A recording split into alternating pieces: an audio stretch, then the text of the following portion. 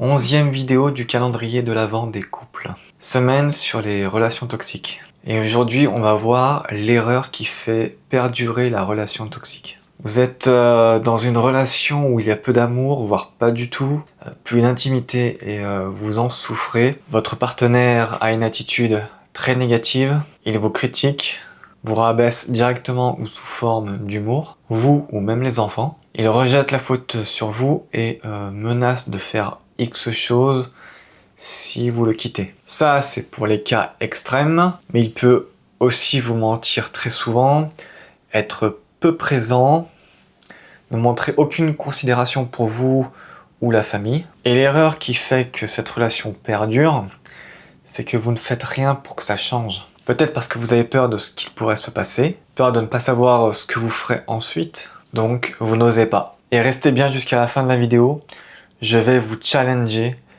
parce que si vous ne faites rien, vous n'avez aucune garantie que quelque chose se passera pour améliorer votre situation. Vous pouvez quand même y compter, mais c'est risqué. Alors, quoi faire dans votre situation? D'abord, essayez de lui parler sans l'accuser, avec un ton doux. Si vous l'aimez toujours, vous pouvez lui redire avec tendresse, et lui demander s'il ne veut pas d'un couple heureux. Parfois, dans les relations toxiques, il y a des moments où le partenaire toxique s'en veut pour ce qu'il a fait.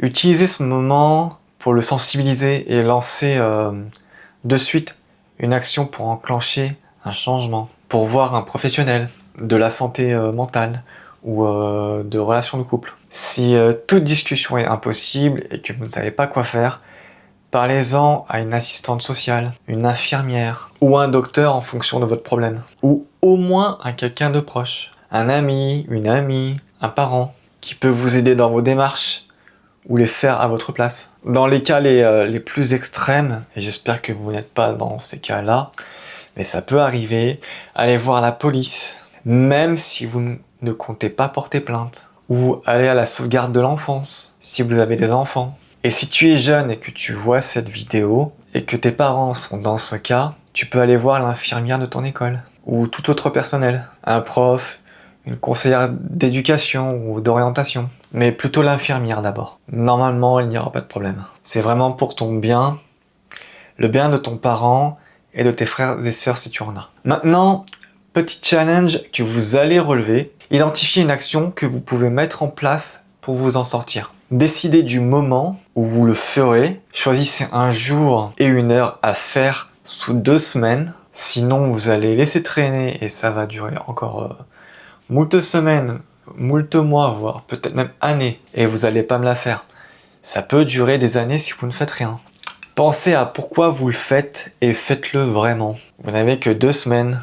Et évidemment, si la première action ne fonctionne pas au moment voulu, refaites-la à un autre moment très rapidement après. Ou décidez d'une autre action à mettre en place. Et quand? Voilà, si vous êtes reconnu, ou même si vous avez des problèmes de couple plus légers, vous pouvez me contacter via mon sondage et je vous répondrai pour vous aider. C'est maintenant la fin de la vidéo. Pensez à liker, commenter pour dire ce que vous en avez pensé, partagez si ça peut aider quelqu'un qui en a besoin, abonnez-vous pour en savoir plus sur les relations toxiques jusqu'à la fin de la semaine, et plus globalement pour construire une relation saine et pleine d'amour. Et à demain pour la 12e vidéo du calendrier de l'Avent.